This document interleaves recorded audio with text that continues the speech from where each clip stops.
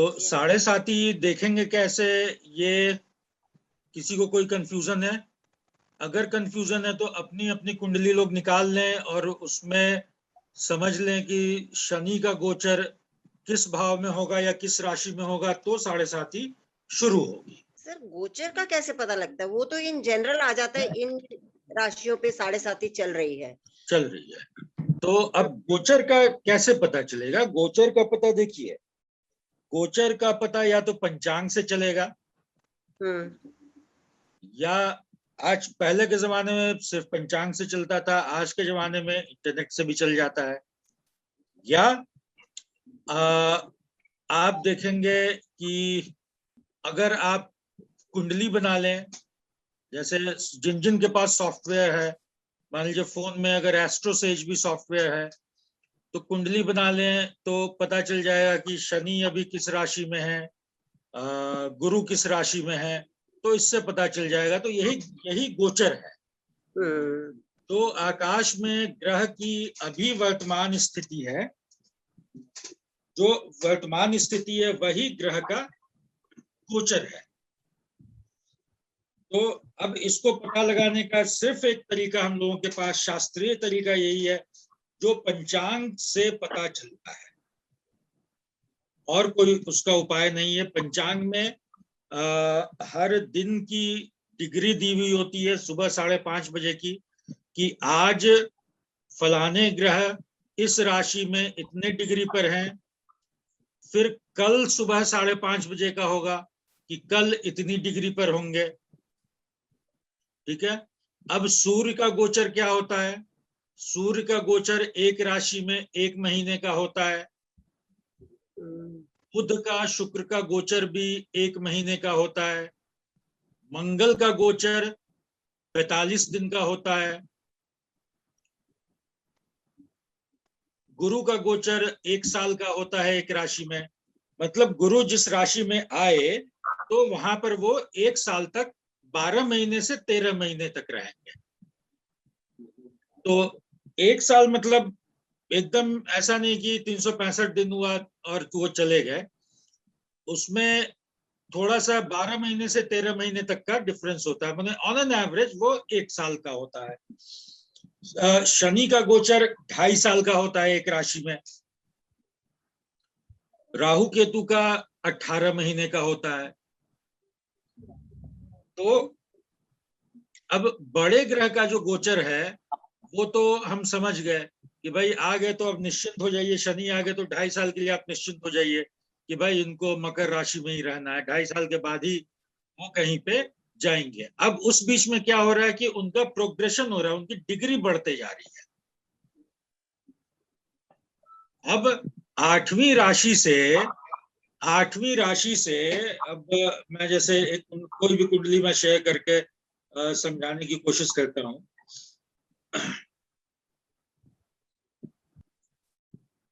जैसे ये कुंडली दिख रही है, ठीक है। अब ये केंद्रुम इसको भूल जाइए, ये जस्ट मैंने ये शो किया है। अब मान लीजिए चंद्रमा तीसरे हाउस में है, ठीक है।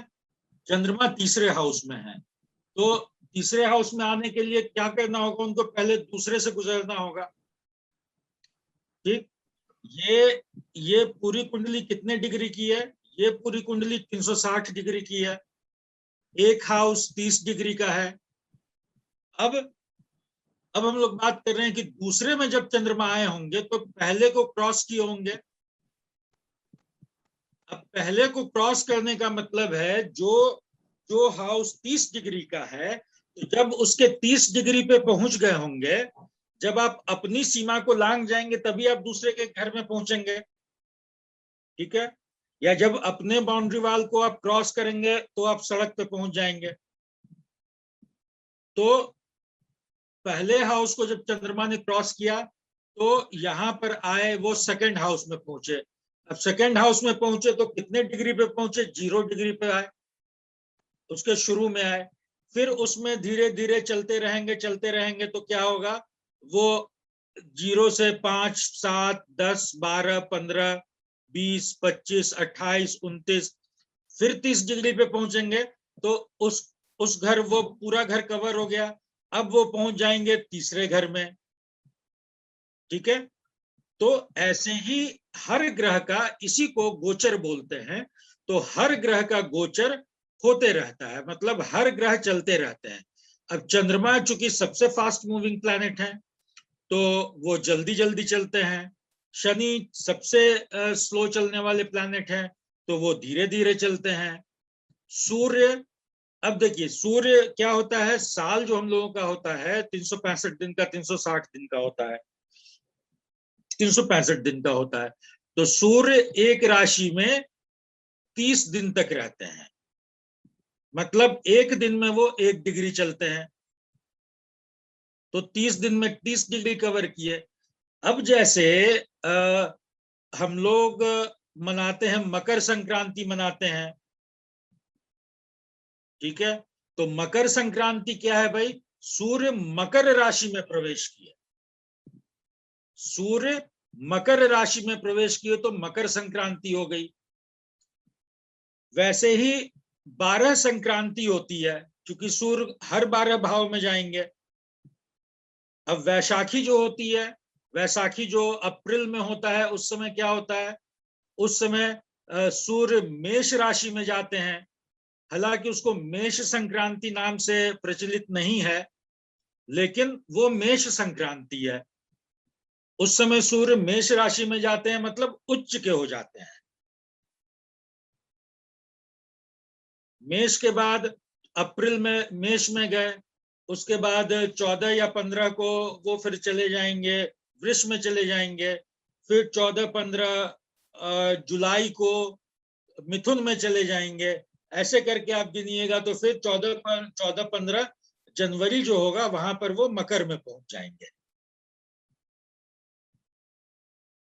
तो ऐसे ही सारे ग्रह चलते रहते हैं।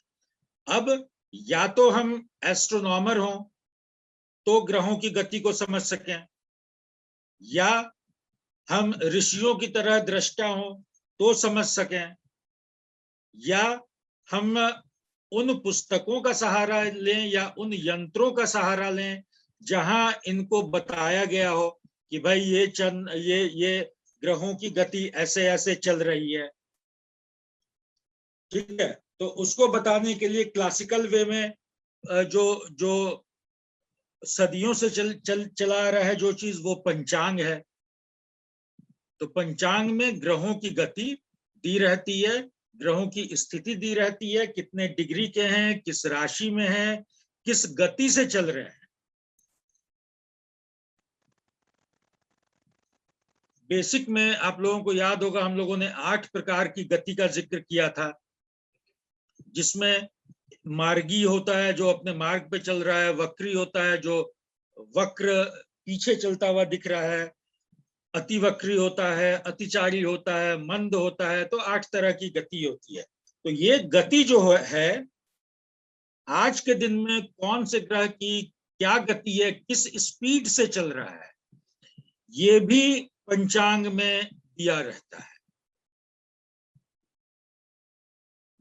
तो इसी तरह हम शनि के गोचर को समझेंगे, या फॉर दैट मैटर किसी भी ग्रह के गोचर को इसी से हम समझ सकते हैं। या तो पंचांग उठा लें, या आजकल अब जो सुविधा हो गई है कि किसी भी वेबसाइट पे जाएं, बहुत सारा n नंबर ऑफ वेबसाइट्स है जो कि आपको कुंडली बना के देता है। तो अभी का गोचर अगर आपको समझना है तो अभी का डेट टाइम और अपना जगह डालिए, अभी की कुंडली बन के आ जाएगी। एस्ट्रोसेज पे डाल लीजिए, या एस्ट्रोसेज में बार बार इसलिए बोलता हूं क्योंकि बड़ा हैंडी है वो, और फोन पे भी डाउनलोड हो जाता है, फ्री ऑफ कॉस्ट है, काफी पॉपुलर है, इजी टू यूज है। तो उसमें आप देखिए आज का गोचर आपको मिल जाएगा। या एक और बड़ा अच्छा ऐप है दृक पंचांग, DRIK, दृक पंचांग। ये ऐप सिर्फ पंचांग बेस्ड है। इसमें जाइएगा, इसमें भी आपको आज की कुंडली मिल जाएगी या आज का गोचर मिल जाएगा। तो आपको दिख जाएंगे कौन सी राशि में कौन से ग्रह है। कौन सी राशि में कौन से ग्रह है। तो इसी तरीके से हम लोग गोचर को, कोई भी व्यक्ति के पास इसके अलावा और कोई उपाय ही नहीं है गोचर को जानने का, समझने का। सर कोई भी दोष सर युक्ति से होता है या दृष्टि से होता है? तो सर क्या कर्क लग्न में राहु विश्व ये चंद्र ग्रहण देगा? कर्क लग्न में राहु? हाँ, क्यों नहीं देगा सर, यानी भाव का भी प्रभाव पड़ेगा? भाव का भी प्रभाव पड़ेगा, पहली बात। दूसरी बात की कर्क लग्न में तो अब देखिए, एक चीज कहा गया है, शनिवत राहु और कुजवत केतु। शनि जो है वो, ये राहु जो है वो शनि के समान है प्राइमा फेसी। मंगल जो है, ये केतु जो है वो कुज मतलब मंगल के समान है। प्राइमा फेसी का मतलब कि जैसे अगर मैंने कहा कि भाई मैं भारतीय हूं, ठीक है, हम लोग जितने लोग यहाँ पे बैठे हुए हैं सब भारतीय हैं, हमारी पहचान भारतीय रूप में है, लेकिन अब हर व्यक्ति के चेहरे मोहरे अलग हैं, हर व्यक्ति का चेहरा अलग है, हर व्यक्ति का बात करने का अलग है। तो प्राइमा फेसी शनिवत राहु जो है वो शनि के समान है, लेकिन हर चीज में जैसे उसके बाद उसमें डिफरेंशिएशन होता है, तो राहु में भी, केतु की स्थिति में भी, या फॉर दैट मैटर किसी भी ग्रह की स्थिति में वो परिवर्तन आता है। सर, विष दोष में आपने बोला था कि चंद्र और Shani when they are together, but दृष्टि से भी है? हाँ, दृष्टि से भी है। ओके। देखिए, एक चीज को ये समझ लेना है कि दृष्टि, युति कोई चीज का, युति मतलब मैंने किसी का हाथ पकड़ के मैं काम करवा रहा हूं। भाई मैं पहुंच गया, अगर मैं पहुंच गया, अब मान लीजिए मैं अपने भाई को बोल रहा हूं कि अच्छे फलाना काम कर दो, फलाना काम कर दो। मैं यहाँ पे हूँ, मेरा भाई मान लीजिए बॉम्बे में बैठा हुआ है, तो वो अब कुछ भी बहाना बना दिया कि अच्छे आज तो यहाँ बारिश बहुत हो रही है, आज तो मेरा गाड़ी स्टार्ट नहीं हो पाया, हम जा नहीं पाए, या आज हम गए ऑफिसर नहीं मिला, ठीक है, वो कुछ भी बहाना बना रहा है।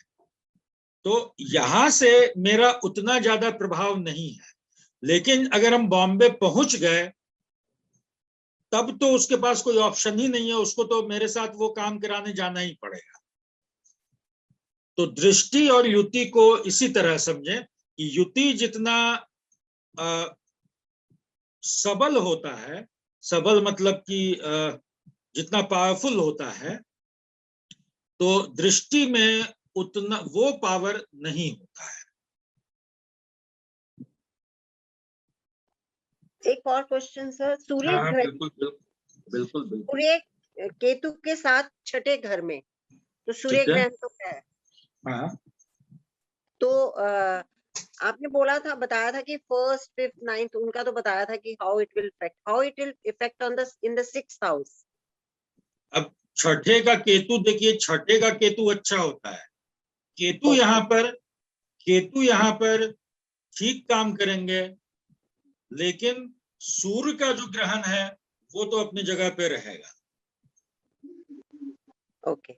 सूर्य का जो ग्रहण है वो अपने जगह पर रहेगा, लेकिन छठे का केतु,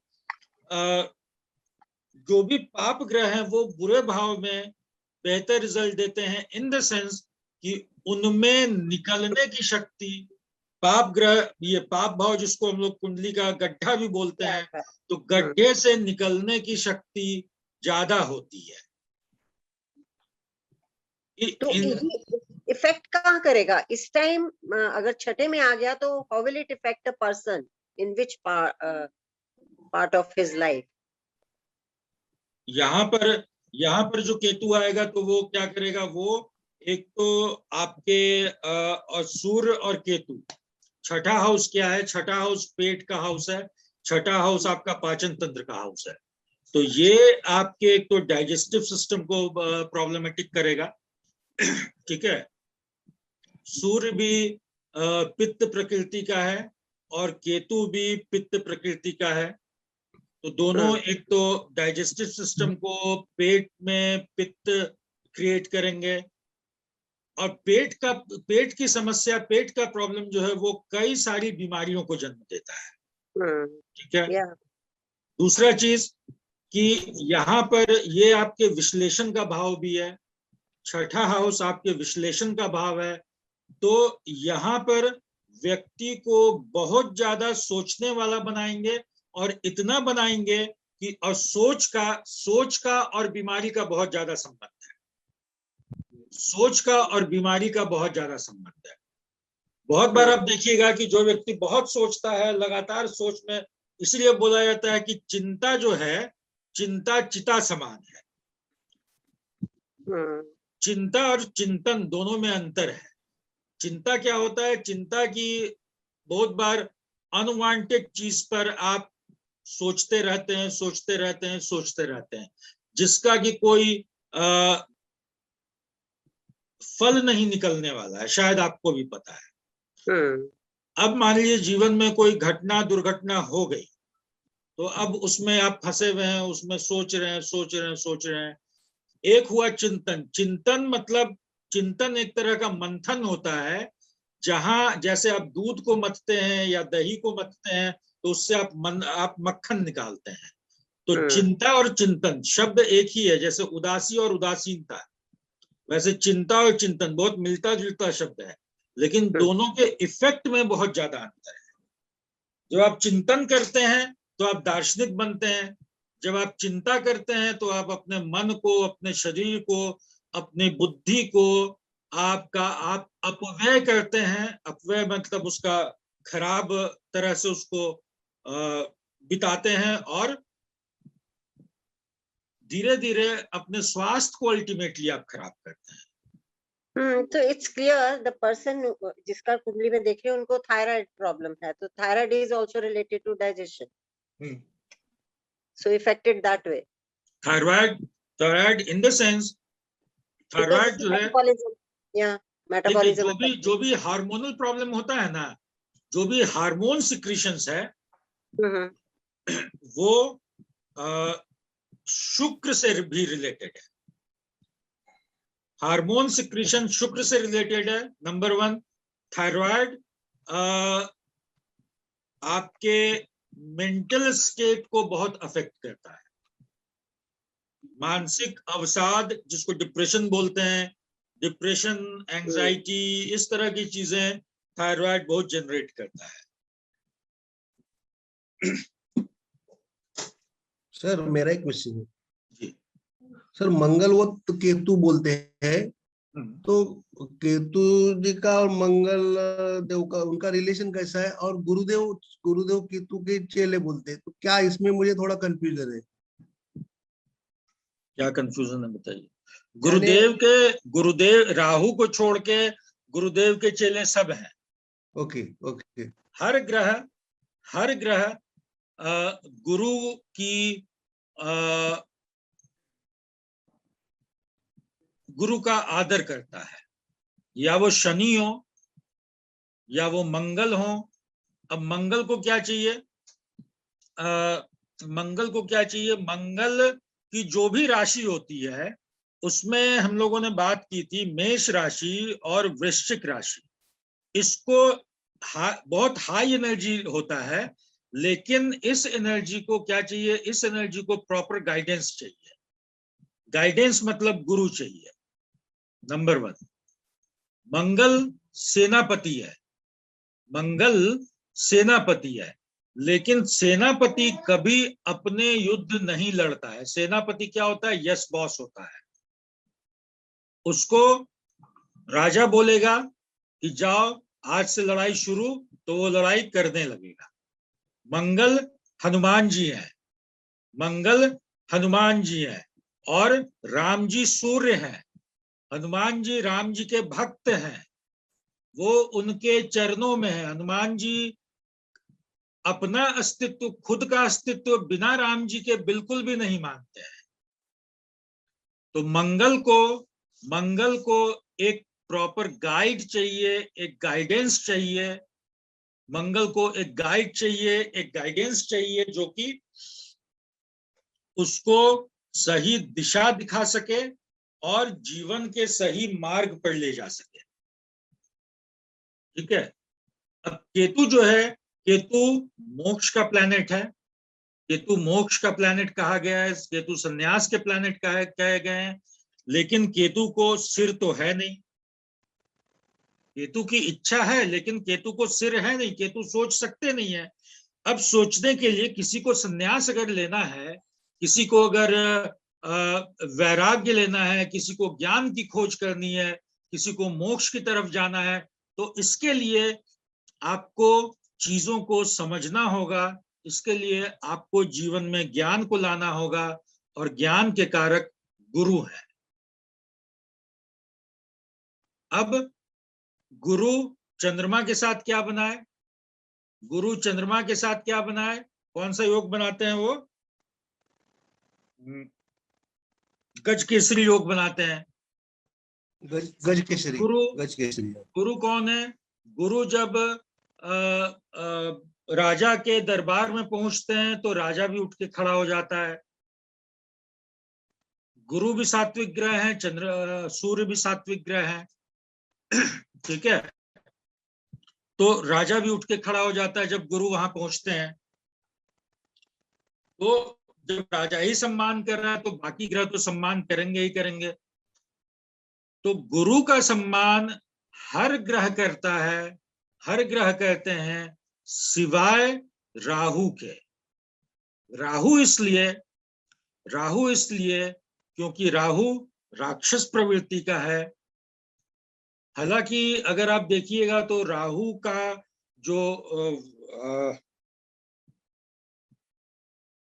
वेरिएशंस है बहुत ज्यादा है, राहु का वेरिएशंस बहुत ज्यादा है। अब जो बात हम लोग कल कर रहे थे कि वही गुरु चांडाल योग, अगर ज्ञान को आप प्रॉपर प्लानिंग के साथ इंप्लीमेंट करने लगिए तो वही गुरु चांडाल योग आपको फल देने लगेगा। राहु कंफ्यूजन है लेकिन वही राहु ऑब्जर्वेशन भी है। तो आप कंफ्यूज कब होंगे? आपके सामने अगर 5 चीजें रख दी गई खाने को, आप कंफ्यूज हैं कि अच्छा पहले हम ये खाएं या ये खाएं या ये खाएं। लेकिन अगर आपके जीवन में ऑब्जर्वेशन रहा होगा या आप सही से चीजों को ऑब्जर्व कर पाएंगे, अपने स्वास्थ्य को लेकर, अपनी आयु को लेकर,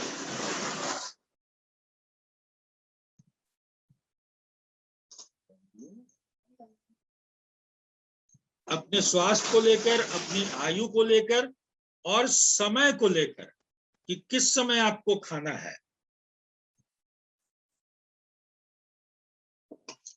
तो अगर आप ऑब्जर्व ठीक से कर लेंगे तो आपको वो कंफ्यूजन दूर हो जाएगा। नंबर 1। नंबर टू कि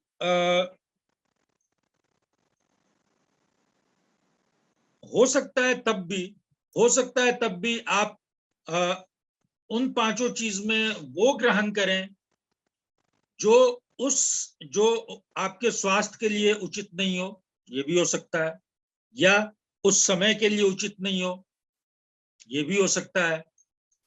लेकिन फिर भी आपका वो डिसीजन ऑब्जर्वेशन के बाद आपका वो डिसीजन आपका होगा। कंफ्यूजन में लिया गया आपका वो डिसीजन नहीं होगा। तो जब आप ऑब्जर्वेशन में जाएंगे तो आप कंफ्यूजन से निकल जाएंगे। तो राहु के ऑब्जर्वेटरी पावर का यूज कीजिए, तो उसका जो निगेटिव इफेक्ट है कंफ्यूजन का, या जो बोला जाता है कि राहु आपको भ्रम में ले जाता है, राहु आपको बरगला देता है, राहु आपको गलत फैसले करवा देता है, तो ऐसा नहीं होगा। अगर आप ऑब्जर्वेशन को मजबूत करेंगे, तब हो सकता है तब भी आप गलत फैसले करें, लेकिन तब आपको ये अफसोस नहीं होगा, तब वो गलत फैसला आपका अपना चुनाव होगा। आपको लगेगा कि हाँ भाई, मुझे रात में मैंने खाया और उस खाने के पीछे कुछ लॉजिक है, अभी मेरा मन किया, या मुझे ये बड़ा अच्छा लगता है, बहुत दिन से हम ये नहीं खाए हैं, तो इसलिए हम इस चीज को अभी ग्रहण कर रहे हैं। उसके पीछे मेरा लॉजिक होगा। उस ऑब्जर्वेशन के बाद भी अगर हम वो चीज काम कर रहे हैं, तो हम एक लॉजिक पर पहुंच के, हम एक रीजनिंग पर पहुंच के तब वो काम कर रहे हैं, ना कि हम किसी के प्रभाव में, या ना कि हम किसी के प्रभाव में या एक कंफ्यूजन के स्टेट में वो काम कर रहे हैं। हाँ मानसी जी, आज लगता है आप लोग क्लास नहीं कराने दीजिएगा। सर मेरे पास ना एक पत्री है, उसमें सर सूर्य और राहु भी लग्न में एक साथ बैठे हुए हैं सर, और शुक्र भी उचका होके बैठा है, नीच भंग भी कर रहा है लग्न में।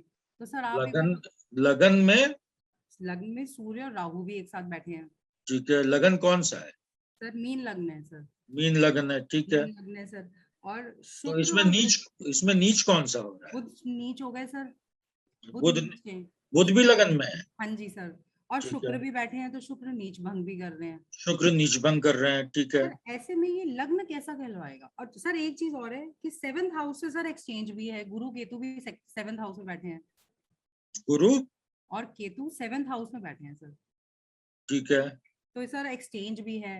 एक्सचेंज भी है, इसमें केंद्र भी भंग होता है सर, एक्सचेंज भी है, लग्न में सर इतनी सारी चीजें भी हैं। तो इस पत्री का एनालिसिस कैसे किया जाए सर? इस पत्री का एनालिसिस आप बताइए कि इसका लगन कैसा है? सर यही क्वेश्चन तो है मेरा कि इसका लगन, क्योंकि सूर्य और राहु साथ बैठते हैं तो सर खराब भी करते हैं। ठीक है, ठीक है सर। और बुध और शुक्र साथ बैठे हैं तो नीच भंग भी हो रहा है, शुक्र उच्च का भी है सर। अच्छा सर, गुरु और केतु 7th हाउस में बैठे हैं सर।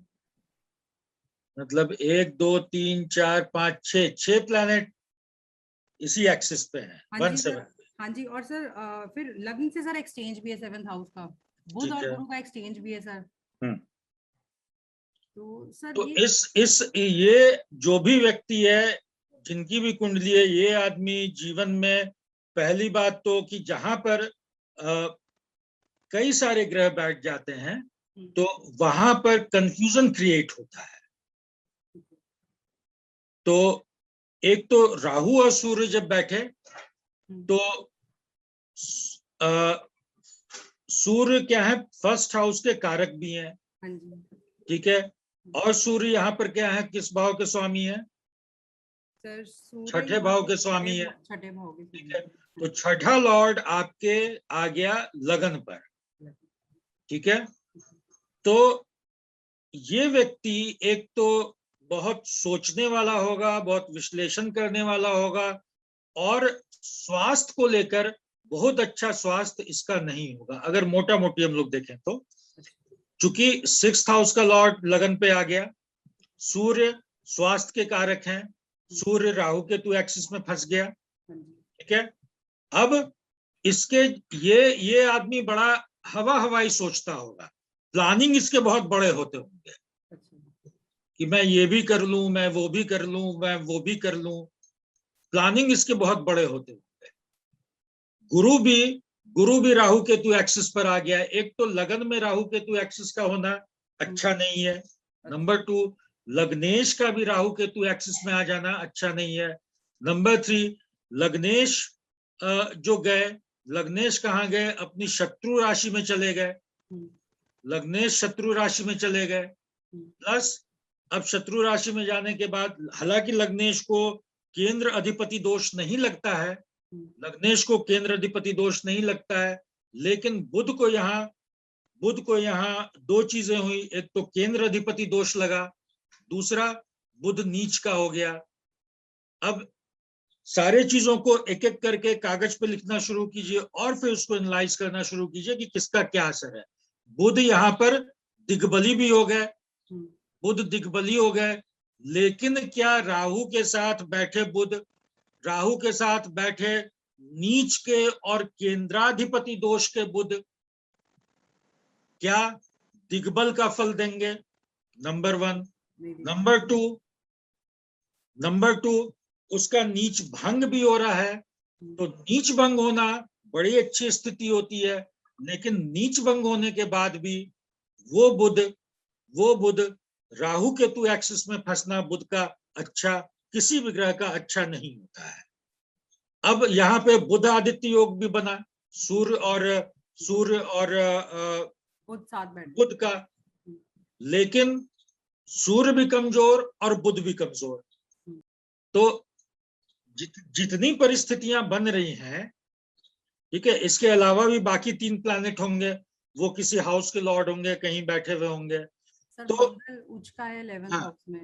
मैं वही कह रहा हूं कि उसको एक एक करके, लगन से शुरू करके एक एक करके नोट कीजिए, और क्या क्या फल हो सकता है उसको समझने की, उसको निकालने की, एक एक लाइन में, 2-2 लाइन में उसको लिखने का अभ्यास करें।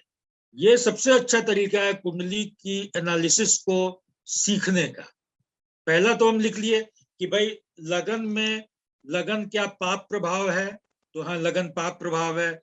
क्यों? राहु केतु एक्सिस पे आ गया। दूसरा, यहां पर 6th लॉर्ड बैठ गए, ठीक है। पहले लगन की एनालिसिस हम लोगों ने किया, ये हुआ। और क्या एनालिसिस है? लगन में कारक खुद बैठा हुआ है, लगन में लगन का कारक बैठा हुआ है, ये अच्छा है। लेकिन वो कारक राहु से ग्रस्त है, सूर्य ग्रहण दोष बना रहा है, तो ये अच्छा नहीं है। तो कुल मिलाकर हम कहेंगे कि लगन का कारक अच्छे सिचुएशन में नहीं है, ठीक है। तो ऐसे करके एक एक पॉइंटर करके अगर हम लोग जब लिखना शुरू करेंगे और उसको बनाना शुरू करेंगे, तो 2, 4, 5 कुंडली के बाद एनालिसिस बड़ा इजी होने लगेगा। सर एक चीज और पूछनी है इसमें। अब गुरु की दृष्टि अगर लग्न में पड़ रही है, जैसे आपने कहा गुरु की दृष्टि हर दोष को खत्म करती है, ठीक है, हर दोष को खत्म करती है, लेकिन कब? गुरु की दृष्टि, देखिए बहुत सारी बातें होती है ना, उसमें जैसे मैंने अभी कहा कि मैं भी भारतीय हूं, आप भी भारतीय हैं, निशि जी भी भारतीय हैं, सबके चेहरे में फर्क है, सबके रंग में फर्क है, सबके बोलने में फर्क है, लेकिन एक बड़े कंटेक्स्ट में अगर देखा जाएगा, पहचानने की कोशिश की जाएगी एक भीड़ में, तो पहचान लिया जाएगा कि भाई ये 3 आदमी, ये 5 आदमी इंडियन है, ठीक है। तो एक जेनरिक कंटेक्स्ट होता है और एक स्पेसिफिक कंटेक्स्ट होता है। तो गुरु की दृष्टि अच्छी होती है, हमेशा अच्छी होती है, लेकिन अगर मान लीजिए गुरु को कुंडली में फंक्शनल मेलिफिक हो गए, तो भी उनकी दृष्टि अच्छी होगी, लेकिन वैसी अच्छी नहीं होगी। तो सर इस पत्र में मेलेफिक है गुरु, क्योंकि सर लग्न नहीं, मेलिफिक नहीं है, फंक्शनल मेलिफिक नहीं है। फंक्शनल मेलिफिक कौन होंगे? फंक्शनल मेलिफिक 6, 8, 3, 6, 8, 11 के लॉर्ड फंक्शनल मेलिफिक होंगे, जो जिनमें केंद्र अधिपति दोष लगा, सर शुक्र शुभ ग्रह में, जिनमें शुभ ग्रह में दोष लगा केंद्र का, वो फंक्शनल मेलिफिक तो नहीं होंगे, लेकिन उनकी शुभता चली गई। अब शुभ की शुभता चली गई तो उनको एक तरह से आप मेलिफिक माने, ठीक है। और सर अच्छे, हाँ, उसमें गुरु और केतु का बैठने का क्या मतलब हुआ सर? यहाँ 7th में गुरु, अब 7th में बैठे गुरु विवाह के लिए अच्छे नहीं होते हैं। 7th में बैठे गुरु विवाह के लिए अच्छे नहीं माने गए हैं। क्यों? क्योंकि 7वां भाव क्या है? 7वां भाव भोग का, विलास का, दाम्पत्य सुख का है। गुरु इन सबको निगेट करते हैं। गुरु कहते हैं कि इसमें मत फंसो, ठीक है। तो जिनका 7th हाउस में गुरु रहता है, उनके बारे एक बड़ा स्पेसिफिक नियम है कि घर में मंदिर बनाकर पूजा नहीं करें, घर में मंदिर नहीं रखें, घर में पूजा नहीं करें। करें तो किस माने पूजा करें, लेकिन किसी मंदिर में बैठकर करें या किसी ऐसी जगह पर करें। घर में मंदिर स्थापित नहीं करें, घर में पूजा नहीं करें, क्योंकि उससे गुरु और बली होते हैं, और गुरु जितना बली होंगे दाम्पत्य जीवन के लिए उतना, वैवाहिक संबंध के लिए उतना वो प्रॉब्लम क्रिएट करेंगे। सर यहाँ गुरु केतु साथ में बैठे हैं सर, केतु गुरु केतु साथ में बैठे हैं। केतु तो ऐसे भी सेपरेटिस्ट प्लैनेट माना गया है। ठीक है, केतु ऐसे भी सेपरेटिस्ट प्लैनेट है, और 7th हाउस में किसी भी ग्रह का होना, 7th हाउस बहुत सेंसिटिव हाउस है। 7th हाउस में कोई भी ग्रह नहीं हो तो सबसे अच्छा, अगर कोई हो तो शुभ ग्रह हो, उसकी दृष्टि हो। पाप ग्रह न बैठा हो न उसकी दृष्टि हो। तो केतु यहाँ पर गुरु के साथ होते हुए भी केतु का नैसर्गिक गुण जो है वो बरकरार ही रहेगा। सर पूरे कुंडली में राहु देव और केतु देव का ही प्रभाव रहेगा? नहीं, जो मैम ने बताई वो कुंडली में नहीं, बाकी का भी प्रभाव रहेगा। देखिए, ऐसा हम लोगों को बिल्कुल नहीं समझना है कि ग्रहों में जो युद्ध होता है या ग्रहों में जो वर्चस्व होता है वो ऐसा है कि वो मेरे और आपकी तरह लड़ाई करता है कि डंडे से मार रहे हैं या गोली मार दिए, ऐसा नहीं है। सारे ग्रह भले ही वो छाया ग्रह हो, सारे ग्रह मिलकर इस सृष्टि का निर्माण कर रहे हैं। सभी ग्रह की रश्मियां जीवन में जरूरी है। सभी ग्रह की रश्मियां इस सृष्टि के लिए इस पृथ्वी पर जरूरी है। ठीक है, तो अब प्रभाव किसका आएगा? मैं इसको बंद ही कर देता हूं। तो प्रभाव किसका आएगा? प्रभाव आएगा सबसे ज्यादा जब जिसकी दशा चल रही है। अभी हम लोग बात कर रहे हैं सिर्फ स्टैटिक कुंडली पर। इस शब्द को मैंने कई बार कहा कि कुंडली को दो तरीके से देखेंगे। एक स्टैटिक, जो आपको मिल गया, इसमें कोई परिवर्तन नहीं हो सकता है। दूसरा कि कुंडली में अभी दशा कौन चल रही है, वो दशा कुंडली को पूरा का पूरा डायनामिज्म देती है। मतलब कि भाई मेरे पास 3 गाड़ियां हैं, मेरे पास मान लीजिए 4 गाड़ी है, लेकिन आज हम किस गाड़ी से गए, या मेरे पास 4 तरह का शर्ट है, लाल है, नीला है, पीला है, हरा है, लेकिन आज हम कौन सा शर्ट पहन के ऑफिस गए? हो सकता है हम कोई ऐसा शर्ट पहन के जाएं जो मेरे व्यक्तित्व को निखार रहा हो सकता है कोई हम ऐसा शर्ट पहन के जाएं जो मेरे व्यक्तित्व को दबा रहा हो। ठीक है, बहुत बार होता है कि भाई आदमी बड़ा सुंदर लगता है, ऐसा ड्रेस कर लेता है। बहुत बार लगता है कि अच्छा आदमी भी बड़ा डाउन फील होता है, वो ऐसा ड्रेस कर लेता है। तो है सब चीज जो कि स्टैटिक है। मेरे वार्डरोब में दोनों तरह के ड्रेस हैं, लेकिन आज मैंने क्या पहना, तो अभी कौन सी दशा जीवन में चल रही है, ये दशा उस डायनामिज्म को दिखाती है। ठीक है, हाँ निशि जी। ये बुधादित्य योग जो बनता है, this is only in the केंद्र? नहीं, बुध आदित्य योग बनता है सूर्य और बुध के साथ होने से, इकट्ठे बैठे हों। और अब बड़ा सिंपल सा चीज है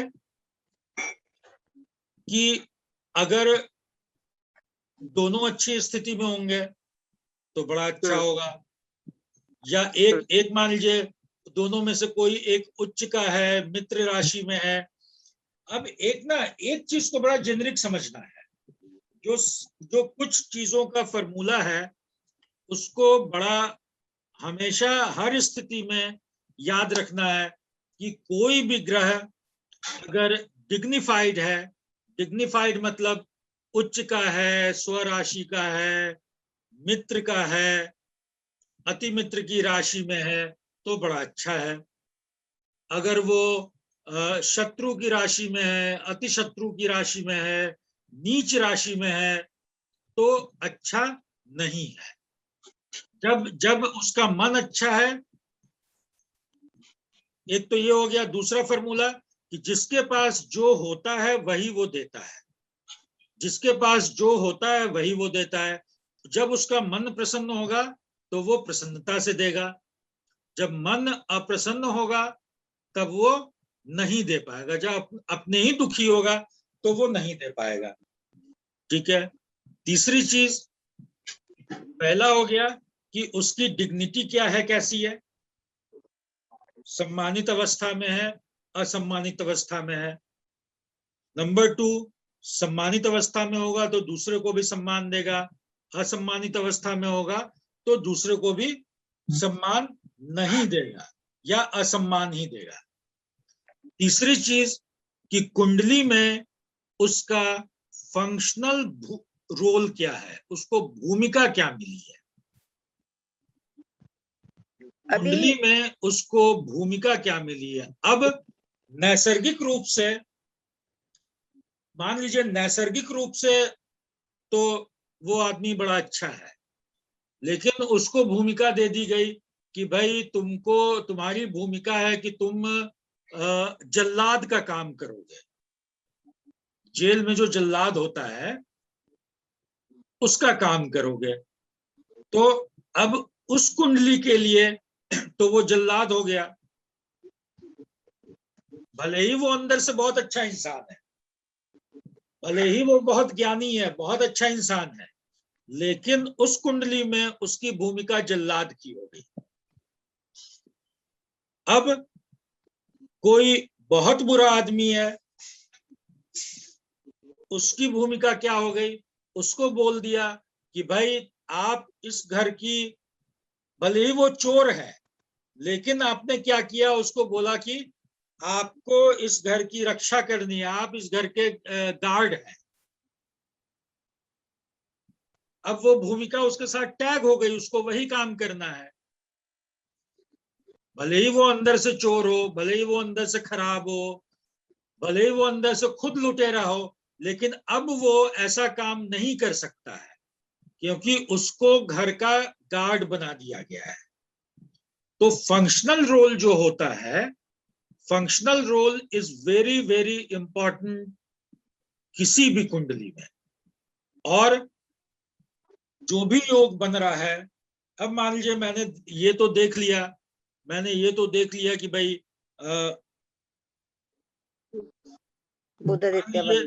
मान लीजिए गुरु हो गए, इसी कुंडली में गुरु दिग्बली हो गए, 8, 9, 10, 11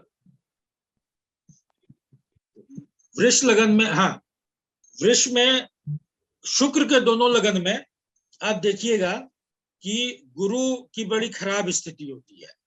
एक में वो 3 और 6 के स्वामी हो जाते हैं, तुला लगन में वो 3 और 6 के स्वामी हो जाते हैं, और वृष लगन में वो 8 और 11 के स्वामी हो जाते हैं। ठीक है। अब मान लीजिए तुला लगन में गुरु हो गए दिग्बली, तो क्या ये अच्छा हुआ या खराब हुआ?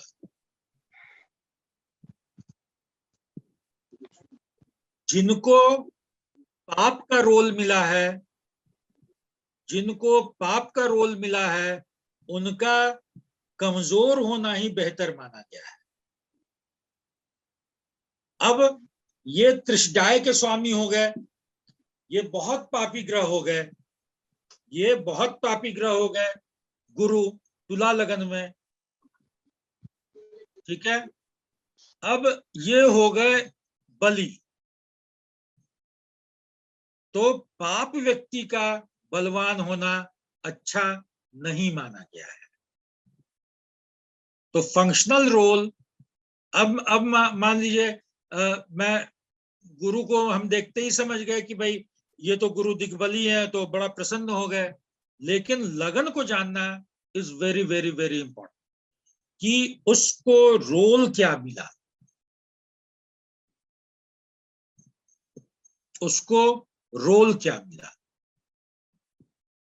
हाँ, दिग्बली हो गए तो दिग्बल का एक अपना इंपॉर्टेंस है, दिग्बल का एक अपना इंपॉर्टेंस है गुरु के दिग्बल होने का। उसको फिर हमको उस दिग्बली को मजबूत करना चाहिए। लेकिन थर्ड हाउस और सिक्स्थ हाउस जो कि जीवन के बड़े इंपॉर्टेंट हाउस हैं, उसके लिए वो अच्छा काम नहीं करेंगे और उससे जो परेशानियां आने वाली हैं उसको भी वो बढ़ाएंगे, जब तक कि गुरु की शुभता के लिए हम काम नहीं करें। तो इसलिए लगन को समझना, और कोई भी योग बन रहा है, जैसे हम लोगों ने उस दिन बात भी की थी कि मान लीजिए अब मेष लगन में धर्म कर्म अधिपति का योग बन गया, तो शनि यहाँ पे क्या है, शनि यहाँ पे तो पाप ग्रह है। 10th के लॉर्ड होके वो न्यूट्रल हो गए, 11th के लॉर्ड होके वो पापी हो गए। तो गुरु 9th के लॉर्ड हैं, 9th और 12th के लॉर्ड हैं, तो यहाँ पे गुरु फल किसका देंगे, 9th का फल देंगे। अब एक तरफ वो शुभ है, एक तरफ शनि पापी है, तो यहाँ पर धर्म कर्म अधिपति योग वैसा फलित नहीं होगा। तो हर कुंडली में, हर लगन में ऐसा बहुत मेन सिचुएशंस बनता है जिसको कि समझना जानना जरूरी है। इसलिए मैं बेसिक क्लास से ही हमेशा लोगों को बोलता हूं कि 12 पन्ने पर 12 लगन बनाइए और उसको हर भाव के बारे लिखिए। कि जैसे कर्क लगन में क्या हुआ कि भाई चंद्रमा लग्नेश बढ़िया। उसके बाद सेकंड हाउस पे आए हम, सूर्य देखे, सूर्य के का लॉर्ड क्या होता है, वो सम होता है, वो अपनी दूसरी राशि के हिसाब से फल देता है। तो सूर्य की तो दूसरी राशि नहीं है, तो सूर्य चंद्रमा के केस में बताया गया कि वो जहां पर बैठेंगे उस हिसाब से फल देंगे, या जिस ग्रह के साथ होंगे उस हिसाब से फल देंगे। तो वो देखे। तीसरे पे आ गए, अब थर्ड हाउस पे, तो 4 5 6, यहाँ पे कौन सी राशि आ गई, बुध की राशि आ गई। तो थर्ड हाउस लॉर्ड बुध पापी। फिर ऐसे ही फोर्थ पे पहुंच गए, शुक्र,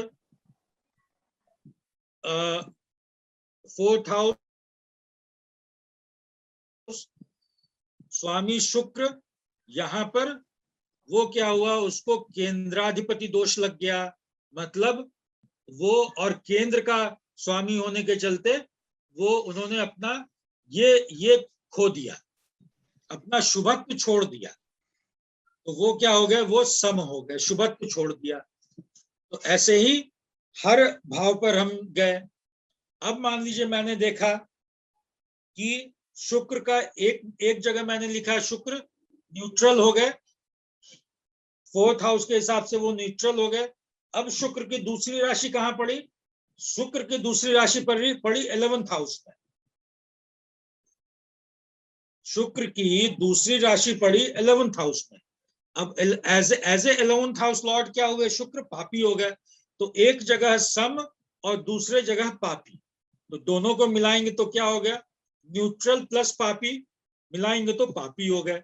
तो शुक्र, कर्क लगन की कुंडली में शुक्र अच्छे ग्रह नहीं है। कर्क लगन की कुंडली में शुक्र अच्छे ग्रह नहीं रह गए। सर मेरा क्वेश्चन है सर, अगर शुक्रदेव सेवंत में खुद शुक्रदेव सेवंत में बैठे तो वो अच्छे नहीं हो सकते दिग्बल, क्या वो हुआ? कारक है ना वहां के। हाँ, कारक है। हाँ कारक हैं तो शुक्र जो सेवंथ में बैठेंगे तो कारक होकर क्या करेंगे, उसको उसकी रक्षा करने की कोशिश करेंगे। लेकिन किसी भी भाव को देखने के लिए मेन 3 चीज होता है, भाव, भावेश और कारक। ठीक है, कारक बड़ा इंपॉर्टेंट होता है, कई बार वो भावेश से या भाव से भी ज्यादा इंपॉर्टेंट हो जाता है।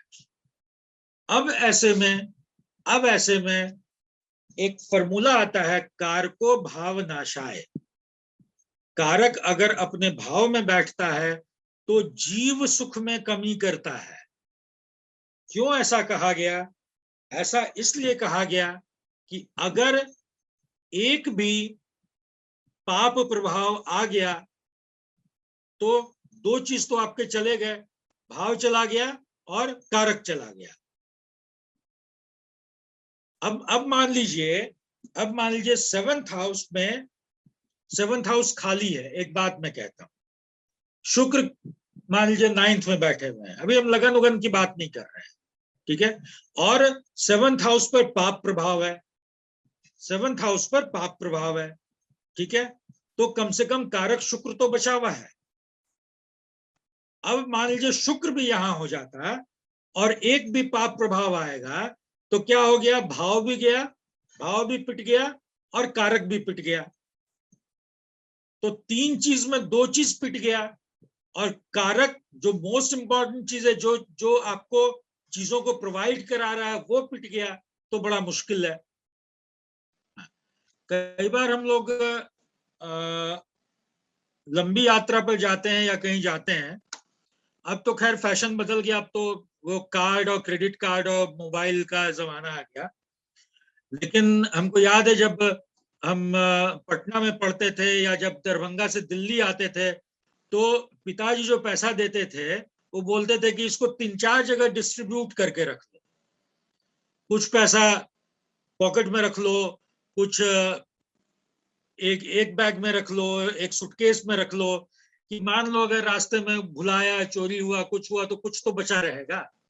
तो वैसे ही चीजें जितनी डिस्ट्रीब्यूट रहती है ना, मान लीजिए भावेश भी अलग है, कारक भी अलग है, भाव भी अलग है। तो अब तीनों पर पाप प्रभाव हो, ये थोड़ा सा ये लगता है ना। तीनों पर पाप प्रभाव हो तो इसलिए कहा गया कि कारक जब अपने भाव में होता है तो वो कारको भाव नाशाय करता है। हाँ प्रियंका जी, आज जो मैंने 7 बजे उठ के पीपीटी बनाया है और उसके बाद नहा के आने में मुझे देर भी हो गया 5-7 मिनट, आज लगता है आप लोग क्लास नहीं होने दीजिएगा। अब उस पीपीटी को मैंने बंद कर दिया है। तो आज की क्लास, चलिए ये प्रश्नोत्तरी क्लास है, पूछिए। प्रणाम गुरुजी। प्रणाम। गुरुजी, आपने एक जुपिटर का भी बताया था कि जिनका जुपिटर 7th में होता है, या 7th का ही बताया था कि उनको घर में मंदिर नहीं बनाना चाहिए जी। बट उनके बाकी परिवार का क्या, मतलब जैसे हम किसी को बताते हैं कि नहीं आपको मंदिर, बट जैसे उनकी वाइफ हो गई या मतलब बच्चा है कोई, उसके जुपिटर है, हम आगे का उसको बताते हैं जिसकी शादी होने वाली है, तो मतलब अगर घर में नहीं बाकी परिवार भी तो होगा ना सर, उनको भी देखिए तो मंदिर। अब इसमें अगर बच्चा है तो हम लोगों ने किस संदर्भ में इसको बात किया, हम लोगों ने शादी के संदर्भ में बात किया, ठीक है। जैसे हाँ, हम लोगों ने शादी के संदर्भ में बात किया। तो भाई अगर मेरे 7th हाउस में जुपिटर है तो मेरे अगर वैवाहिक संबंध खराब होंगे तो पत्नी के साथ ही होंगे, तो ऑफकोर्स मुझे पत्नी को बोलना चाहिए कि हम लोगों को नहीं करना चाहिए। अब बच्चा अगर है तो बच्चा तो जब बड़ा होगा तो देखेगा समझेगा, और जरूरी नहीं है कि आप मंदिर ही बना के करें। सर 20 आजकल कई परिवार में 20 में भी गर्ल्स की शादी हो जाती, 20, 21, 22 में। जैसे उनकी बच्चे की भी शादी, लड़की की बात करी, उन बच्चों की बात करी जो टीनेज से निकले हैं अभी। आप वी डोंट नो कि उनकी शादी कब, आप जैसे कह रहे हैं कि ठीक होती है जल्द, कब तो होगी? मान लीजिए वो उनको ससुराल गई, वहां पहले से मंदिर है, तो क्या करे? हाँ, उनका सर कैसे, क्योंकि ससुराल ससुराल गए को या पहले से मंदिर है तो क्या करे? एग्जैक्टली हाँ। एग्जैक्टली अगर न्यूक्लियर फैमिली में रह रही है तब तो ठीक है, कुछ हाँ अपना समझ के मैनेज कर सकती है, हस्बैंड को समझा सकती है। अगर ससुराल में मंदिर है तो क्या करे? तो इसमें एक प्रॉब्लम ये होता है, ये एक प्रैक्टिकल प्रॉब्लम है। उसमें दिक्कत है कि खुद जितना ज्यादा से ज्यादा बच सके, खुद जितना से ज्यादा बच सके, और चाहे मंदिर में बैठे वहां करे, या पूजा घर में नहीं करे। पूजा घर जो हम बनाते हैं, पूजा घर जो बनाते हैं वो ईशान कोण में स्थापित करते हैं उसको, एग्जैक्टली ठीक है। अब ईशान कोण जो है वो गुरु की दिशा है। ईशान कोण जो है हर ग्रह की एक दिशा है, तो ईशान कोण जो है वो गुरु की दिशा है। तो एक तो आपने गुरु की दिशा में मंदिर, पूजा, धर्म, ये भी गुरु का काम है। तो आप मतलब घर में उस एनर्जी को, गुरु की एनर्जी को आप ज्यादा से ज्यादा लाने की कोशिश कर रहे हैं। वहां पे मंदिर बनाने का अर्थ यही है, आप शिव के ईशान स्वरूप को ज्यादा से ज्यादा लाने की कोशिश कर रहे हैं। तो इसका कुछ प्रैक्टिकल उपाय निकालना पड़ेगा, उसके लिए बात करनी पड़ेगी, घर में समझाना पड़ेगा। और अगर चीजें नहीं सॉल्व होती हैं तो बाकी तो जो है सो तो है ही है। सर, हर एक्चुअली चीज तो इंडियन फैमिली में हर चीज तो जीवन में सॉल्व हो नहीं पाता है। सर ये बहुत इम्पोर्टेंट मैटर है जो आज आपने बताया, ये नई चीज थी मेरे लिए भी। अब जैसे इंडियन फैमिलीज में जो जॉइंट फैमिलीज होती हैं उसमें इन लॉज को सर नई गर्ल जाएगी तो समझाना मुश्किल होगा, बट उसकी जब 1-2 साल में मैरिड लाइफ जब खराब होनी शुरू होगी तो हम इन लॉज को कैसे समझ, जैसे कई आते हैं, ये वाली कंडीशन आती है कि 1-2 साल में उनकी जो मैरिड लाइफ है वो खराब होनी शुरू हो गई, तो उसमें सर कोई और सोल्यूशन भी तो हो सकता है, कोई कुछ और बता सकते हैं उनको? हाँ, इसमें फिर हम लोग बता सकते हैं कि भाई गुरु को अब अगर आप वहां से मंदिर नहीं हटा सकते हैं, तो वास्तु का कुछ और उपाय कर सकते हैं। वास्तु का कुछ और उपाय कर सकते हैं, या गुरु का हम दान कर सकते हैं, गुरु से संबंधित चीजों का दान कर सकते हैं,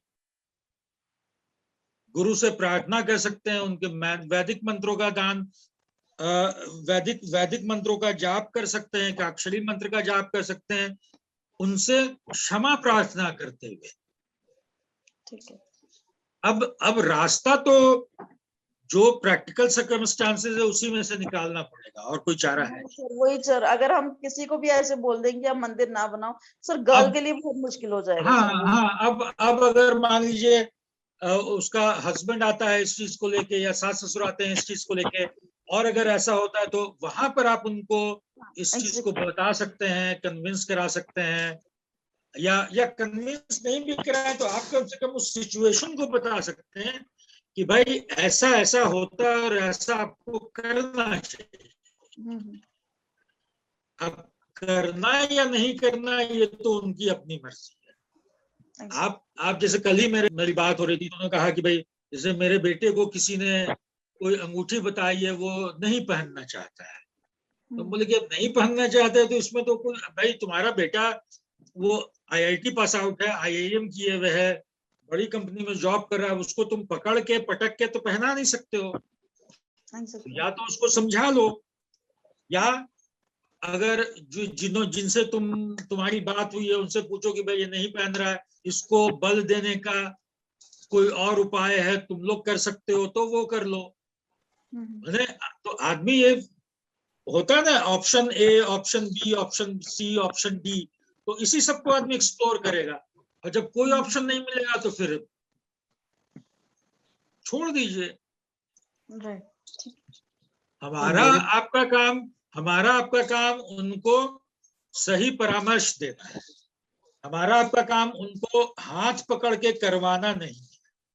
ठीक है। गुरु केतु का 7th हाउस में बैठने का मतलब सिर्फ सेपरेशन ही है, कुछ कुछ और नहीं भी नहीं नहीं नहीं, बिल्कुल नहीं, बिल्कुल नहीं, इसका और क्या बिल्कुल मीनिंग होगा सर? और खाली सेपरेशन नहीं होता, खाली सेपरेशन नहीं होता, तो इसका मीनिंग और क्या होगा सर? सेपरेशन नहीं, सर क्या मैरिज लेट होगा? सेपरेशन बिल्कुल नहीं है, सेपरेशन बिल्कुल नहीं है, नहीं मतलब मैरिज रिलेटेड प्रॉब्लम। प्रॉब्लम्स, हाँ, बट अब मैरिज रिलेटेड प्रॉब्लम कई तरह के हो सकते हैं। आपसी लड़ाई झगड़ा से हो सकता है, आपसी विकर्षण से हो सकता है, अट्रैक्शन का नहीं होना उसके चलते हो सकता है, ठीक है, एक दूसरे को पसंद नहीं करना, एक दूसरे के साथ रहने की इच्छा नहीं होना, तो प्रॉब्लम बहुत तरह की चीजें हो सकती हैं। सर क्या ये केतु भी, ये भी हो सकता है? केतु अंदर से डिटैचमेंट को देता है, इसको ध्यान रखना है। और कुछ भी नहीं सर, इसका कोई अच्छा मीनिंग भी तो होता होगा कोई 7th हाउस में गुरु के बैठने का सर कुछ, क्योंकि दोनों ही आपने बताया है, अच्छा बुरा दोनों होता है सर जब होता है। 7th हाउस में गुरु बैठेंगे, अपने लगन को देख रहे हैं, अपने लगन को बल देंगे, क्यों नहीं देंगे, अपने लगन को बल देंगे। सर क्योंकि 7th हाउस में बैठे गुरु, 7th हाउस में बैठे केतु आपके लगन को देख रहे हैं, आपकी बुद्धि को, आपके मन को, आपके विचार को एक एक एक पॉजिटिविटी देंगे। पॉजिटिविटी इन द सेंस कि हो सकता है वो व्यक्ति ज्ञान के प्रति हो, वो व्यक्ति आध्यात्म के प्रति, वो व्यक्ति दूसरों की मदद करने के प्रति, वो व्यक्ति साधना के प्रति आकृष्ट हो, वो व्यक्ति जीवन में इन चीजों को अपनाए दशा के अनुसार। हाँ। मेरी डॉटर की पत्री है सर, और ये सर 2-3 साल की थी तब से अजीब ढंग की पूजा करती है सर।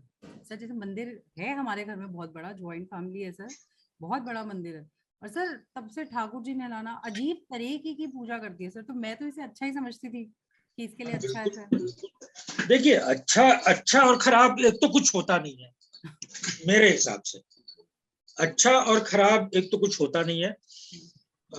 ये मैंने कहा ना कि ये, अब इसको अगर हम लोग एनालाइज करने लगेंगे तो केतु क्या है, गुरु और केतु दोनों आपके लगन को देख रहे हैं, ठीक है, तो व्यक्ति के सोच में इस तरह की प्रवृत्ति देंगे।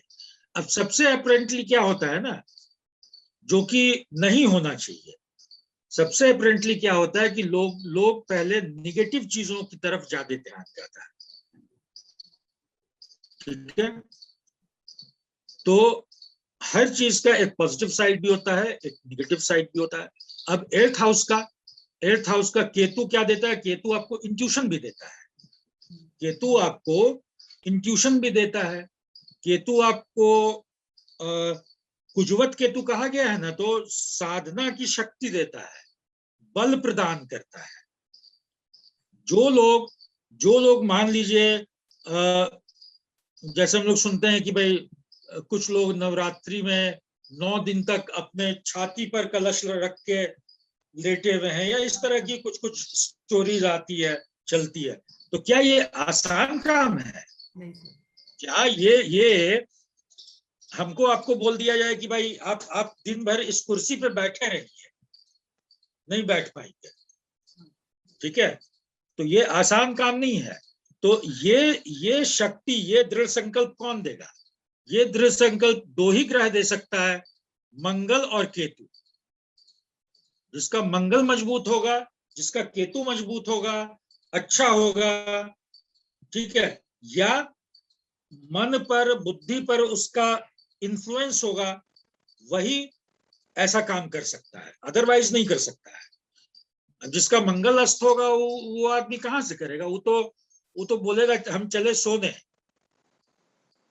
तो बोलेगा साधना उतना ठीक है, हम तो अभी खा के चले सोने, ठीक है। तो हर चीज का पॉजिटिव एस्पेक्ट भी होता है। अब उस पॉजिटिव एस्पेक्ट को कैसे ग्रो करना है या कैसे ग्रो कराना है, उस पॉजिटिव चीज को कैसे ग्रो करना है, कैसे ग्रो कराना है, ये बड़ा समझने की जरूरत है। इसलिए ज्योतिष जो है वो प्रिडिक्शन नहीं है, ये प्रॉपर अलाइनमेंट है कि आप जो मिल गया, जो मिला हुआ है, उससे कैसे, उसको आप कैसे अलाइन कीजिए प्रॉपरली, और कैसे आप उससे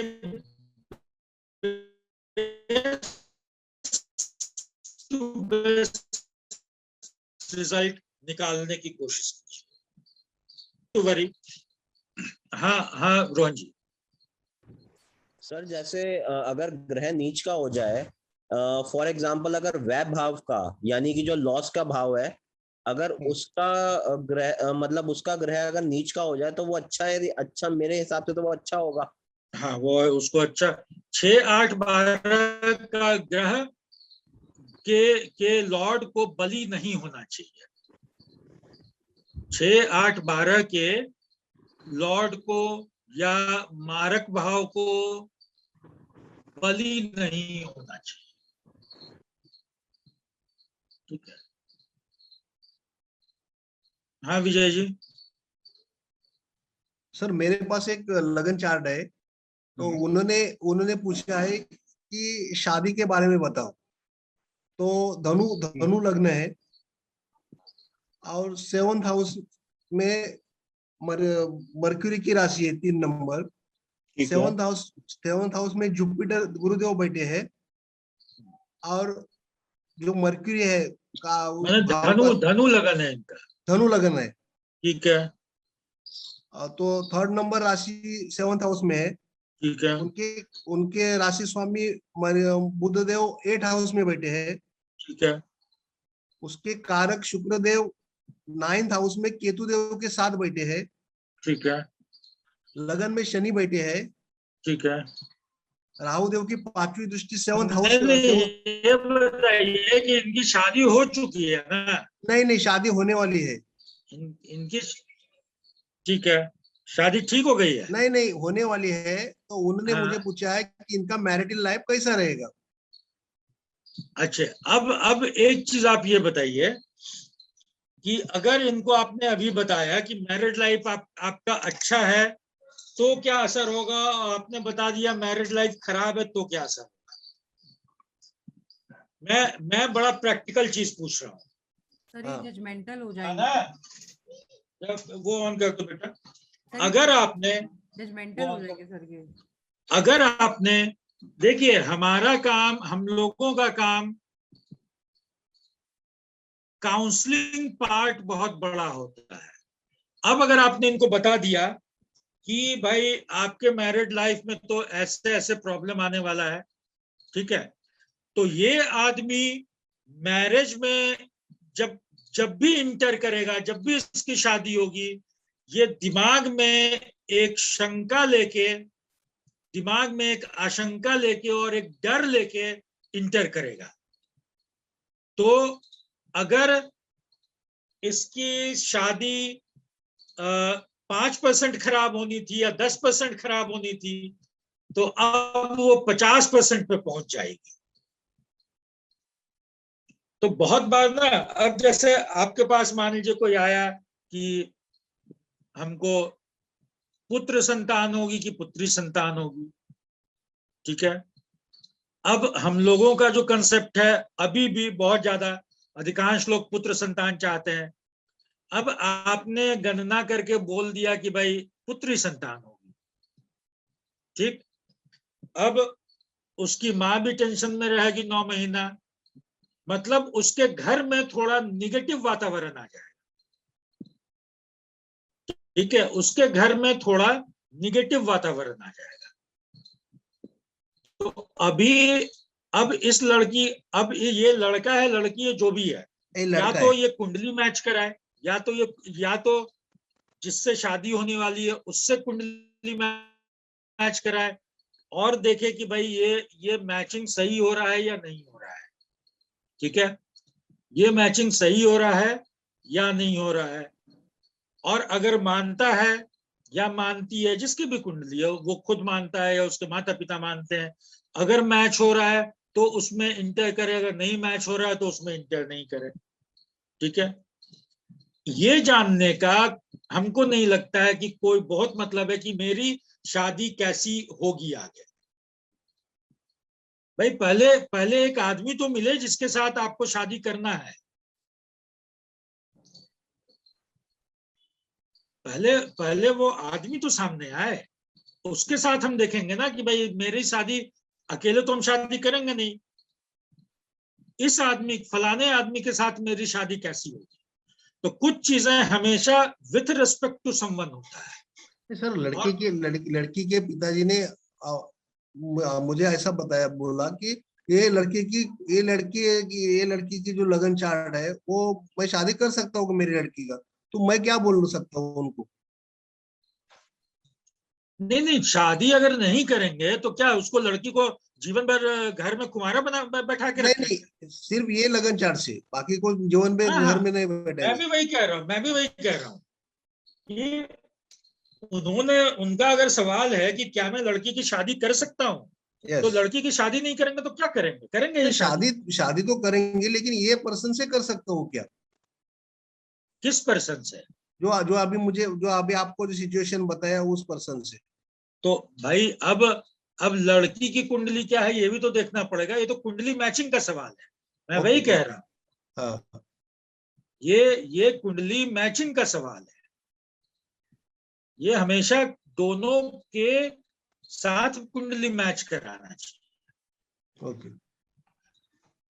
भाई अगर हम भी खिलाड़ी हैं, हम भी स्पोर्ट्समैन हैं, मेरी पत्नी भी स्पोर्ट्समैन है, मैंने जिससे शादी होने वाली है, तो दोनों का वेवलेंथ मैच करेगा। अब मुझे पढ़ाई में मन लगता है और पत्नी को खेलने में मन लगता है, तो कहां से मैच करेगा? तो हमको तो वेवलेंथ देखना है ना। तो उसमें पता चला कि हम तो चाहेंगे कि घर में रह के पढ़ाई करें, मेरी पत्नी चाहेगी कि भाई हम दिन भर, तो कुंडली मैचिंग का ये सवाल है। ठीक है, हाँ निशि जी। सर मेरे को एक कुंडली के बारे में, वृश्चिक लगन की कुंडली है और लगन में बुध और शनि, और जो लॉर्ड है वो 12वें हाउस में बैठा है, मंगल केतु के साथ। ठीक है, केतु के साथ। एंड सूर्य और शुक्र इकट्ठे बैठे हैं सेकंड हाउस में, 9th राशि में। देन गुरु मरण स्थान पे है 3rd हाउस में, 10th राशि में। इसमें आपको क्या समझना है, आप बताइए। मेरे को इसका पहले तो थोड़ा सा लगन का, and then about the marriage, मतलब कि डॉटर। आप कीजिए लगन की, आप लगन की एनालिसिस कीजिए।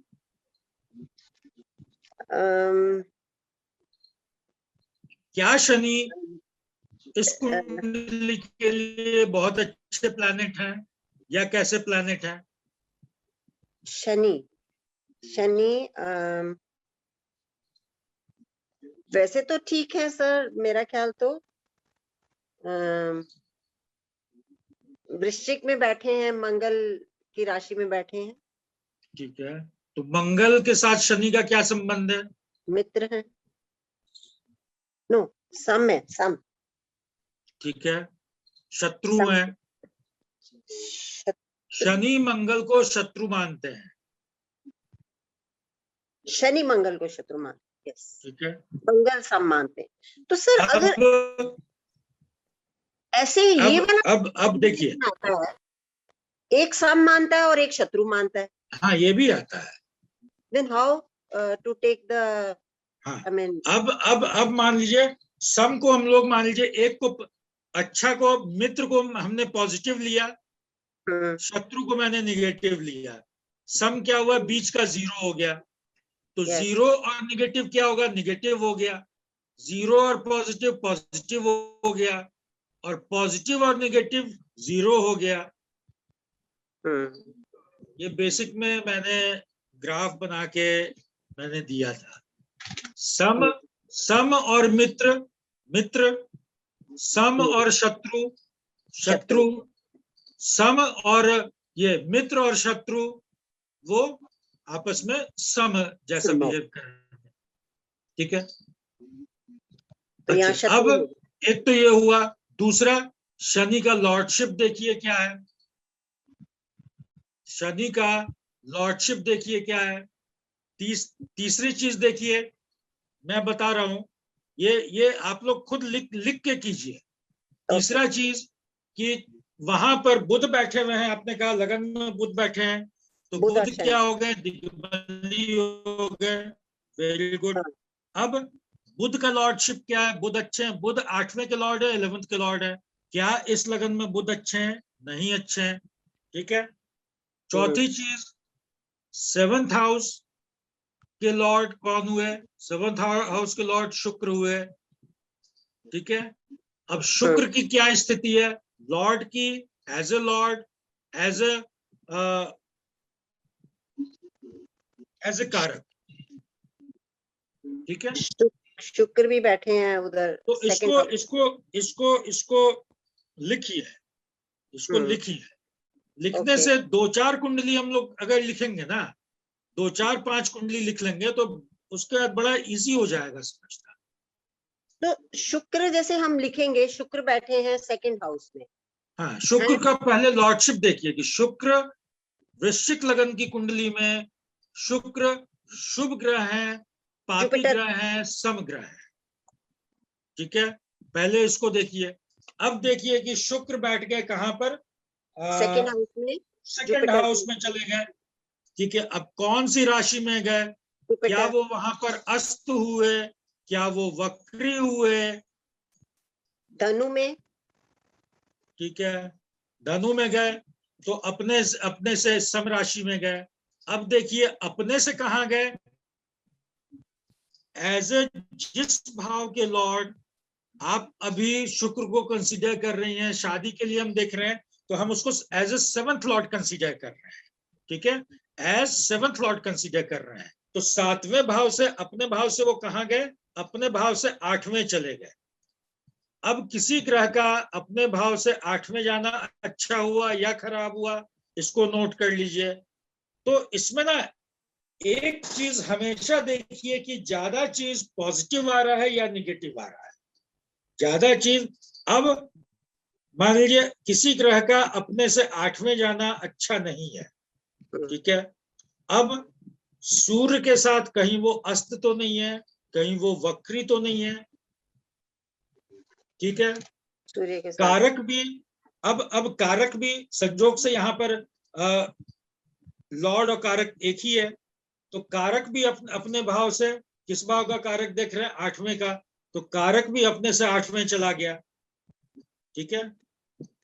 तो षडाष्टक संबंध अच्छा संबंध नहीं माना गया है कारक के लिए। या तो 5वें जाए या 9वें जाए, तीसरे जाए, तीसरा 11 भी अच्छा गया माना गया है। थोड़ा संघर्ष देता है लेकिन लाभ देता है। चौथा 10 अच्छा माना गया है। 5-9 अच्छा माना गया है। द्वादश में दूसरे चला गया तो वो अच्छा माना गया है। द्वादश गया वो उतना अच्छा नहीं माना गया है, उसको खराब माना गया है। ठीक है। तो कई सारी चीजों का प्लस, उसके बाद अभी तो ये बेसिक हम लोग करें, पहले इसकी प्रैक्टिस करें, बिल्कुल करें। इस वीक या तो कोई कुंडली आप लोग खुद ग्रुप में शेयर कर दीजिए, जो भी डिस्कस हुआ है 2-3-4 कुंडली, और सारे लोग एक माने उसी की प्रैक्टिस करें। जो उस पर अगर चर्चा हो तो सबके पास सेम कुंडली हो। इसमें मंगल दोष भी आ रहा है। मंगल दोष कैसे आ रहा है? मंगल दोष तो आप बताएंगे कैसे आ रहा? मंगल किस भाव में है?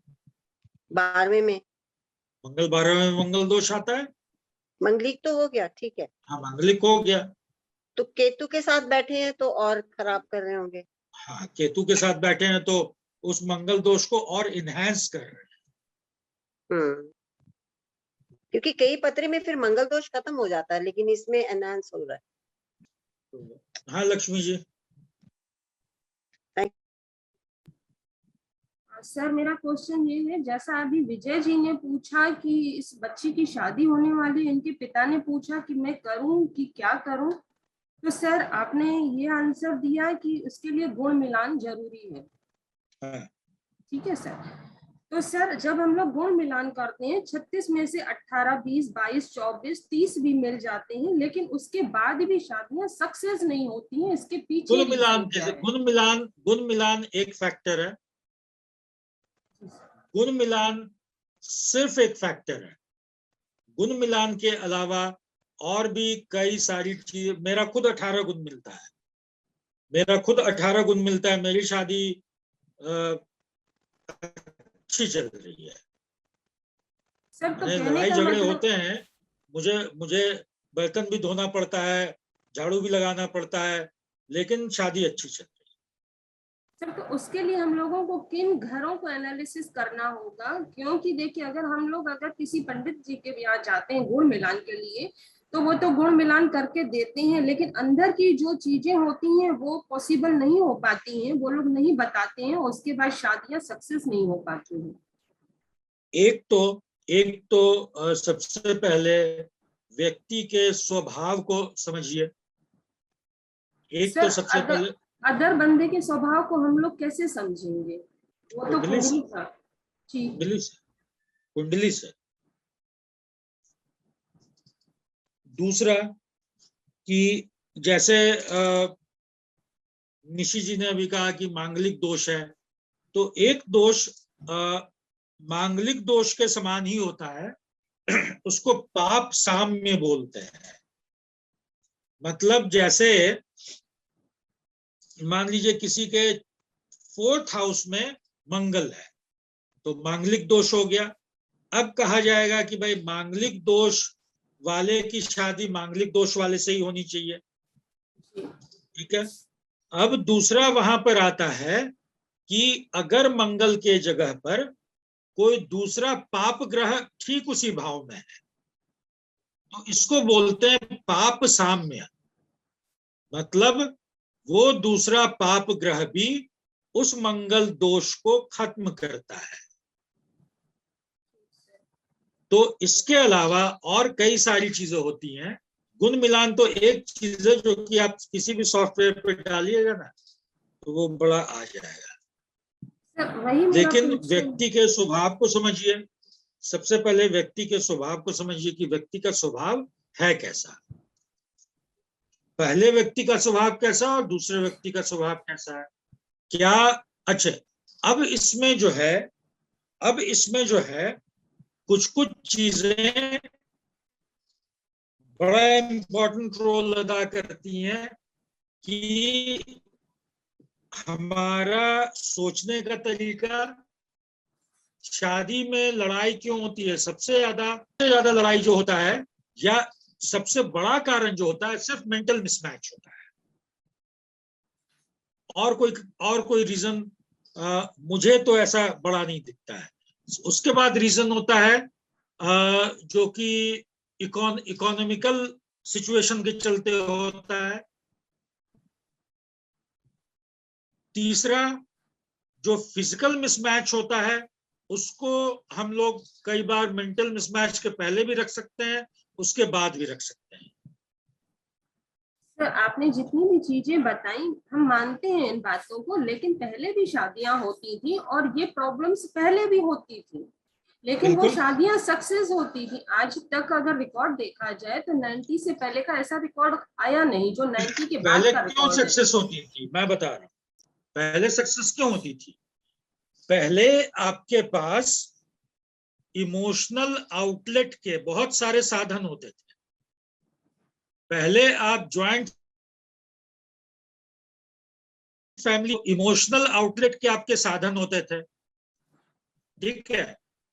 हस्बैंड से लड़ाई हुआ या बच्चे ही जब थे तो भाई बच्चे को बाप ने मार दिया तो चाचा के पास चला गया, उसको चाची चॉकलेट खिला दी, उसको दादाजी कुछ रसगुल्ला खिला दिए, लेकिन आज अगर बच्चे को बाप ने मारा तो उसके पास कोई साधन नहीं है जहां वो अपना इमोशनल आउटलेट करेगा, या जहां से उसको कोई थोड़ा सा पीठ थपथपाएगा। उसके पास या तो इंटरनेट है, या मोबाइल है, या उसी से जुड़े हुए उसके दोस्त हैं।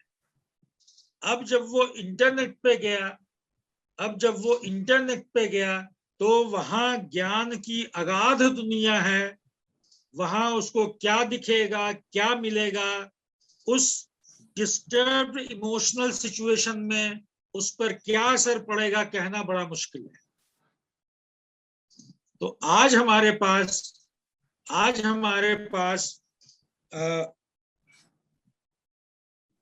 इमोशनल आउटलेट के साधन नहीं है। सिर्फ 2 आदमी है घर में, उसी में आपस में लड़ना है। तो उसमें जब लड़ रहे हैं तो फिर वहां पर अलगाव की स्थिति ज्यादा पैदा होती है। सर, आप देखिए अभी भी जो लोग ज्वाइंट फैमिली में होंगे या जो लोग गांव में होंगे, वो लोग इन सब मामले में बेहतर स्थिति में जीवन बिता रहे हैं। गांव में क्या है, गांव में खुलापन है। खुलापन क्या करता है, हम लोग जहां पे रहते हैं, आपके घर की छत मुझे दिख रही है, आपको भी शायद मेरे घर की छत दिख रही हो। हम लोग बड़े कम हाइट वाले छत में रहते हैं। आकाश तत्व बड़ा सीमित हो गया है। 24 घंटे में हम लोग कम से कम 20 घंटे तो इसी सीमित वातावरण में रहते हैं, या घर में रहें या ऑफिस में रहें। कभी खुले में नहीं निकलते हैं, आकाश तत्व को फील नहीं करते हैं।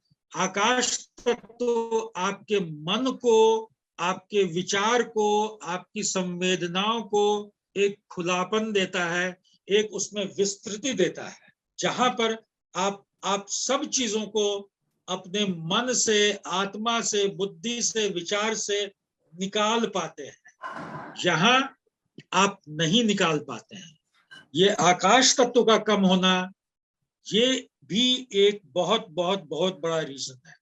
आप बड़े घर में जाके बैठिए, बड़े घर जिसकी हाइट बहुत हो, आप मंदिर में जाइए,